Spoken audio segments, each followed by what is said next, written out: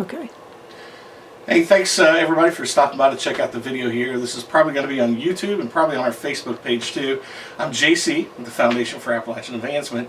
We're here with Mary Beth Adkins. We're kind of paying it forward today to help the homeless. Mary Beth, tell us a little bit about what you do here at the Crisis Center. So I am the Director of Family Crisis Support Services. We're an agency that really just kind of addresses issues of people calling in that are in need. We work with homeless services. We provide emergency shelter, prevention programming, meaning we keep people from, we work with landlords so that individuals in our community who are facing financial difficulties as far as being evicted. So we help mediate those circumstances. We help with utility bills, food. We have domestic violence shelters. We serve a 5-county radius, which is about 2,000 square miles in this area. Yeah, that's quite a bit. Now we got to know a little bit. We did a podcast together for Appalachian Shine, Yes. which we do for the foundation, and I was just absolutely blown away because I had no idea the extent of the problem of homelessness in our region, because it just escapes us. It's not like we're in a city where you see people living in tent cities. They're couch surfers. They live in the mountains. People with, like you said, domestic violence that have to flee from their homes, and a lot of times they have children they bring with them. And it was really a heartbreaking conversation. It was one of those shows, like we've done like When 80 did we of do these. that? This was a little bit right after Christmas of 21, so just before the new year. Okay. And I learned so much from that, just things that I didn't know, and it was one of those conversations. We've done 80 some podcasts. That was one, a couple months later, I still could not get out of my head. So we started a program called Operation Helping Hand, where we wanted to be able to raise goods in kind for things like we talked about on the program that you needed, donated clothing. And the sad part about it, I know you can't get into details, but you know, you have women with children, so we needed clothing for young girls, young boys, not just men's clothing that's donated, because when you think homeless, a lot of times you just think middle-aged men, you know. Right. A lot of times, I mean, that was my initial thought. Right. But you know, it was really a powerful discussion, really eye-opening, and I'm so glad that we got a chance to talk. And I hope we can do another podcast. Yeah. Can I give you a quick fact real quick since Absolutely. the last time I saw you? So the interesting thing is, so you know, I saw you when we did that podcast 21. I think it was early, like 2021, something like that. Yeah, it was right after Christmas, just before New Year's, and I was thinking I should have got a hold of you before Christmas, because I knew you guys wanted donations at the end of the year. But I like to go back and do to look at the data and kind of do a data analysis, and the data that we are seeing, which is I've reviewed 3 years, and understand my fiscal years run July 1st to June 30th, so I am comparing 20, 21, 22. Okay, so I'm sort of, it's just a weird fiscal year, but in that time frame we have seen, and that's serving the areas that I mentioned, a 53% increase in homeless. Wow. And a 73% increase in domestic violence. And that's just the numbers coming into the shelter, emergency shelter. That's just the percentage increase there. That's not even what we don't know about. But there's also, you know, we now have tent communities in the mountains. You know, we're just really struggling. You know, the fact that went up that much, I mean, you could probably easily double that, because people don't talk about problems of domestic abuse. They just don't. Which is why you didn't know we were here, because it, you know, it's kind of one of those. It's hard. It's very hard to advertise your services.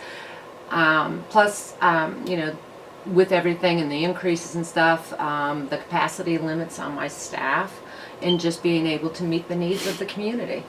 Yeah, so we were thankful, really. We got donations when we found out how many women were affected by this, and that was one of the things that you needed, was like women's clothes and teenagers, you know, for clothes. So we were very fortunate that we got, I would say we probably got about $1,000 in kind worth of like really nice clothing. So if somebody had a job interview, there's some things in here that people could come by and get and wear. And a special thanks to we reached out to various places. We didn't hear back from a lot, but we did hear back from Pastor Sean and the folks over at Community Church at Bristol. Oh. They were great. They probably did about 400 in kind of really nice clothing. I mean, they just went and like, okay, we're finding all girls' clothing, women's clothing. That's awesome. And so special thanks to them for reaching out. And all those who did the cash donations to our Facebook online. We raised money there. We were able to go out and buy goods and bring in, like, toothbrushes, toothpaste, children's toothpaste, kids stuff, and grooming kits and things like that people need just to day-to-day living. And you've mentioned that escape a lot of people when they bring things in, they don't think about the day-to-day necessities. I mean, how they're going to floss their teeth or brush their teeth or comb their hair, things right. Just in general that we need day-to-day. So we were able to do some of that. We look forward to doing it again. We'd love to do this about twice a year.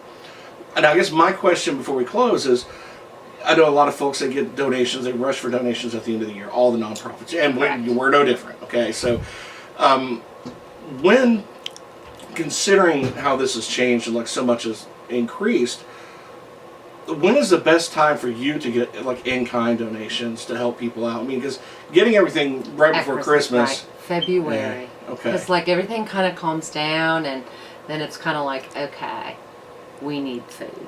We need, food is a big struggle for us, okay. Just with the increase in the cost of groceries, and a lot of people that come here, some are relocating if it's from domestic violence or just a situation, so they rely on us to feed them. Mm-hmm. And so we like things February, March, just kind of stay away from Christmas. Santa does come here. That's something we make sure of, but it just seems like February and March when we start to really struggle because the holidays are over, because you've had Thanksgiving and Christmas, and really that's when people get that huge reminder that I want to do something. And we are blessed and we are thankful that they think of us at that time. But if they could just come around February or March, when the struggle is really there for us.